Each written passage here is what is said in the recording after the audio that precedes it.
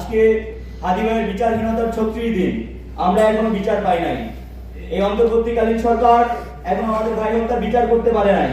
আমরা পরিষ্কার ভাষায় বলে দিতে চাই, এই বিচারহীনতার সংস্কৃতি আমরা চাই না, এবং এই বিচারহীনতার সংস্কৃতি বাংলাদেশে আর থাকতে পারবে না। কিন্তু আমরা দেখতে পাচ্ছি অন্য আরেকটা গোষ্ঠী এইভাবে আবারও বিচারহীনতার সংস্কৃতিকে চালু রাখার জন্য এই সংস্কারের বিপক্ষে অবস্থান নিয়েছে। গণভোটের বিরুদ্ধে ক্যাম্পেইন চালানোর মতো দৃশ্যটা আমরা তৃণমূলে দেখতে পাচ্ছি। তাদের মুখ থেকে কোনো স্পষ্ট বক্তব্য আমরা দেখতে পাচ্ছি না। আমরা পরিষ্কার ভাষায় বলতে চাই, আপনারা কি চান সেটা আপনারা দেশবাসীকে জানান। ইতিমধ্যে আমরা দেখেছি ঐক্যমত কমিশনে তারা বিভিন্ন সময় বিভিন্ন সংস্কারের বিরুদ্ধে স্পষ্টভাবে অবস্থান নিয়েছে এবং নোট অফ ডিসেন্ট দিয়ে সংস্কার প্রক্রিয়াকে বাধাগ্রস্ত করেছে। তো আমরা পরিষ্কারভাবে বলতে চাই, আপনাদের মুখ থেকে আমরা স্পষ্ট বক্তব্য দেখতে চাই, এবং আমাদের যে হাদিভাই হত্যা হয়েছে অন্তর্বর্তীকালীন সরকারের কাছে আমাদের আহ্বান থাকবে যেন সেটা দ্রুত সুরাহা করে। এবং ইনকিলাব মঞ্চকে বলতে চাই, জাতীয় ছাত্র শক্তি আপনাদের সাথে থাকবে যদি আপনারা এই কুসুম কুসুম আন্দোলন না করেন। আন্দোলন করলে আন্দোলন করার মতো আন্দোলন করতে হবে, আন্দোলনে বিচার হয় না।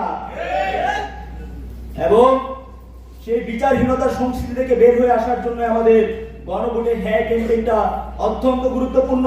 আপনারা যারা আসছেন, আপনারা পাড়ায় মহল্লায় প্রত্যেকটা প্রান্তে এই হ্যাঁ বার্তাকে আপনারা পৌঁছে দিবেন। একই সাথে আমরা আরেকটা বিষয় লক্ষ্য করছি, পোস্টাল ব্যালট নিয়ে বিএনপি কে আমরা দেখেছি, আজকে তারেক রহমানকে বলতে দেখেছি তিনি সরাসরি পোস্টাল ব্যালটের বিপক্ষে অবস্থান নিয়েছে। আবারও আমাদের প্রবাসী ভাইদের অধিকারকে তারা নস্যাৎ করতে চায়।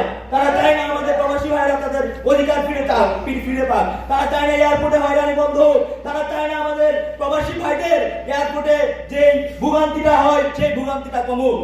কিন্তু আমরা প্রবাসী ভাইদেরকে অনুরোধ করতে চাই, আপনারা যেমন অভ্যুত্থানের সময় আমাদের পক্ষে দাঁড়িয়েছিলেন, জুলাইয়ের পক্ষে দাঁড়িয়েছিলেন, বাংলাদেশের পক্ষে দাঁড়িয়েছিলেন, আপনারা রেমিটেন্স বন্ধ করে দিয়ে রেমিটেন্স শাটডাউন দিয়ে আপনারা আমাদের কর্মসূচিকে ব্যবহার করেছিলেন। ঠিক একইভাবে আপনারা এখন যারা আপনাদের অধিকারের বিরুদ্ধে কথা বলছে, এখন যারা অধিকারের বিরুদ্ধে বাধা হয়ে দাঁড়াচ্ছে, তাদের বিরুদ্ধে আপনাদের ঐক্যবদ্ধ আওয়াজ তুলতে হবে।